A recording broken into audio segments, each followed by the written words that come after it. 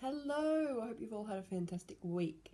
This coming week, we're going to be talking about the three outer planets, so Uranus, Neptune, and Pluto. So, what is really interesting about these three planets is, as I said, they are the outer planets, so they exist at the outside of the solar system. But when we look at planets like, the moon, the sun, Venus, Mars, whatever, those planets are what we call personal planets because they they represent us directly. Our body, our energy, our frustration, our emotions, whatever. When we talk about the outer planets, we start talking about the society in which we were born into, um, the level of humanity we were born into, and also how we as individual souls are connected to consciousness. So, why we're here on earth at this time, um, to achieve or to be a part of, in terms of being an awakening soul, I guess. They represent our link with society, they represent our link with other humans, they represent what we can change on a major level. So they are really, really interesting. They are really, really powerful because this is when our inner lessons or our day to day lessons of the personal planets start looking at bigger, broader issues. So, as I'll explain, particularly with, say, Neptune, you can see all of the outer planets are like a level up of the personal planets, and it's important in these when you're looking at your natal chart to look at the house that those planets are in, because that is not only where you'll experience the lessons of those for yourself, but also where you will be most conscious, I suppose, of how that lesson impacts your generation. So it'll make more sense when I explain. First of all, let's talk about Uranus. So Uranus is just beyond Saturn, and he was actually considered the father of Saturn, but in mythology he was a little bit of an absentee parent, so to speak. So Uranus is an ice planet, okay? And what I love about Uranus is it actually rotates on its axis. It's tilted and it rotates backwards on its axis. So already that tells us something pretty major, which is it is determinedly individual. It doesn't matter if the rest of the solar system is orbiting one way, Uranus is going to do its own thing. So Uranus for us represents when we go beyond Saturn. So we talked about Saturn last week in terms of lessons, in terms of doing things the right way, in terms of, integrity, in terms of the status quo, so to speak, or society, or, even the patriarchy. Uranus is the step beyond that, when all things break free. So it's the revolution planet. It's the takeover planet. It's the invention planet. It actually rules technology, science, inventions, all those types of things, revolutions as well. So for you in your natal chart, Uranus represents where you need freedom in this lifetime, where you need to be an independent soul in this lifetime, where you need space to express, but also where you can carve a completely new path. And this is why Uranus is such a powerful, powerful planet, because it's like if you don't take advantage, it will come and visit you. So if you have any Uranus aspects, maybe Sun Uranus or Mars Uranus is an interesting one, you might notice that throughout your life, shocking or kind of really bizarre, unexpected events have occurred to you, and you're like, where did this even come from? Multiple times throughout your life. And that's kind of the experience of Uranus. It's that if you don't be the revolution will come to you, and it will throw things out the window in some aspect of your life. So again, in traditional astrology, Uranus could be a little bit feared, because it's like we can't predict, and like all things can go wrong, and like we don't want anything strange and shocking to happen, You know, so sometimes if you Google Uranus, it'll talk about things like accidents or whatever, but that's not really true. Um, what it does talk about is having to go beyond what the expectations are or what the status quo is. It's where you are being called to be a pioneer and where you're called to bring something new and unusual to make the most of that part of your chart or whatever planets that your Uranus is impacting. So, for instance, a lot of women in particular have Venus Uranus aspects, you know, so maybe Venus square Uranus, Venus opposition Uranus, Venus conjunct Uranus, that kind of thing, can have some really odd relationships, or they might have been abandoned. There's often abandonment issues as well around Uranus, or really strange behaviors coming up, or dealing with a lot of mental illness in relationships with other people. And that, you know, can leave them quite jaded. It's like, I've done all the right things and I've worked on myself, and it's almost endearing because whenever people come to me and they say those exact words, I've done all the right things and I've worked on myself and I still can't find a decent relationship and it still keeps going messy and whatever, I'm like, okay, let's look at your chart, because Uranus is doing something in your chart, and it's nearly always Venus Uranus, Sun Uranus, Moon Uranus, something mental.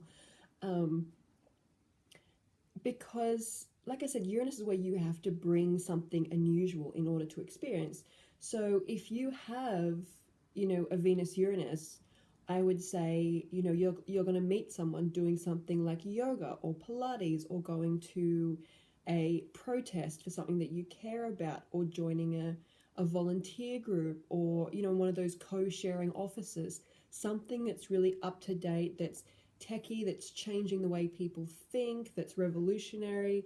You know, be open to the fact that your partner is likely to have completely different spiritual views to you, or very radical views on one thing or another.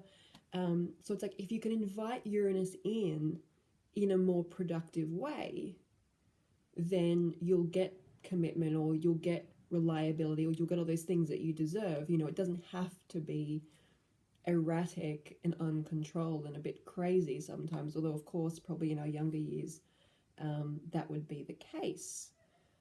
So Uranus spends around 7 years in a sign. So this is also why, you know, Uranus represents a generation. And I think everyone on this course, as far as I know, would be Uranus in Libra through to Uranus in Capricorn. And by the way, I just thought of something really, really strange. We're talking about Uranus, we're talking about unexpected things, and this just popped into my head. My very first paid, I guess, astrology session when I was about 15 that I performed for someone, she had 5 planets that were all conjunct to Uranus, which we call explosive. And I had to tell her, because at the time I used to say it like Uranus with my very Aussie accent, and I told this poor woman that Uranus is explosive. But anyway, so no, it doesn't, is never not funny. So it's a generation. It's a group of 7 years in the one sign. So 7 years is long enough to have a cycle and heal from it and understand and move on. So for a lot of us, it represents what was going on in society, what was changing in society. So for example, Uranus in Libra, and obviously we've talked about Libra would be one of the main relationship planets. It's Venus ruled as well. So those of you that were born in the Uranus in Libra years came up at a time where divorce was becoming legal. It was becoming popular. People were divorcing like never before.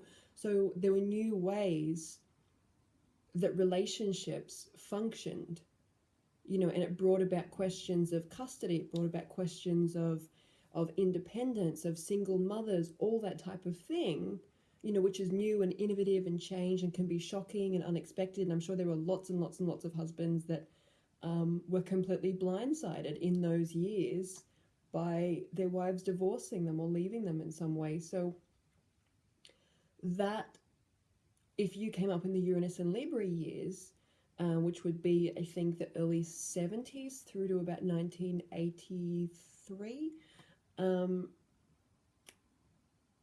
that's something that you've inherited. That's what you were born into in society. So along with what you personally experience in your own natal chart, part of your life purpose is to innovate in the areas of relationships and really find a relationship that serves you, because you were born at that time for a reason.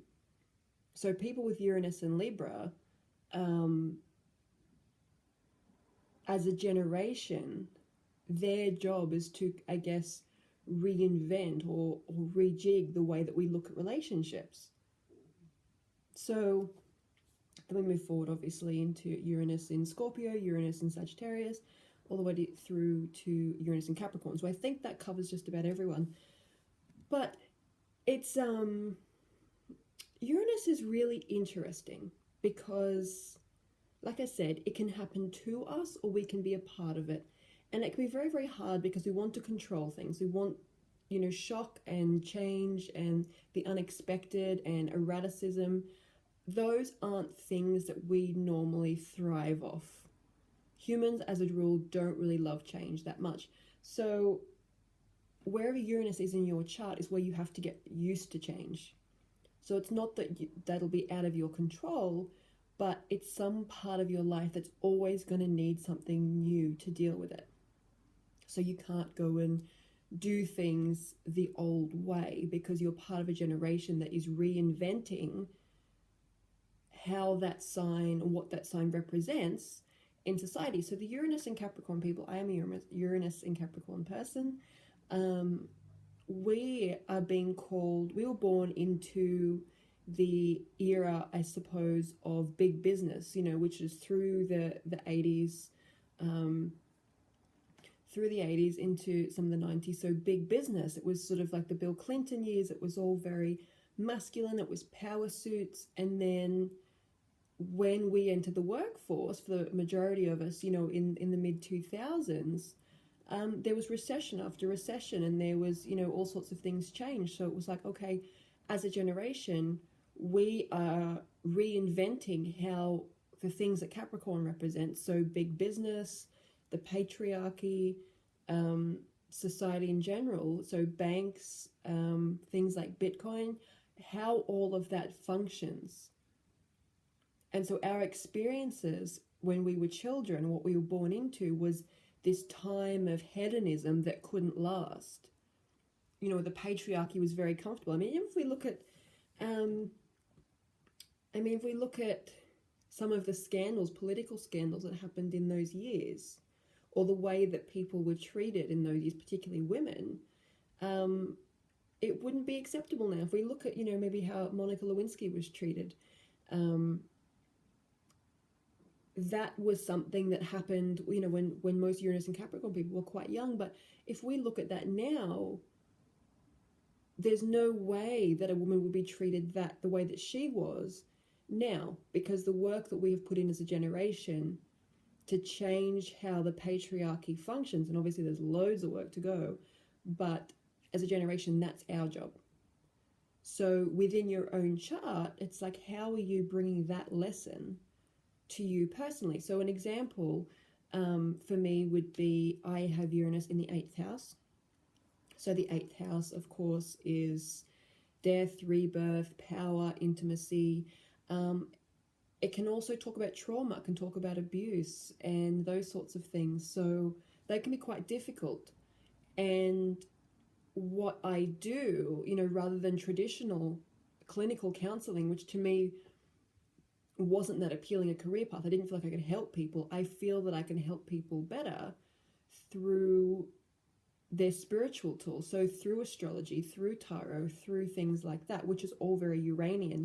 It's a completely different way to look at issues and simplify them. So that's an example of using your Uranus and whatever part of your chart it's in.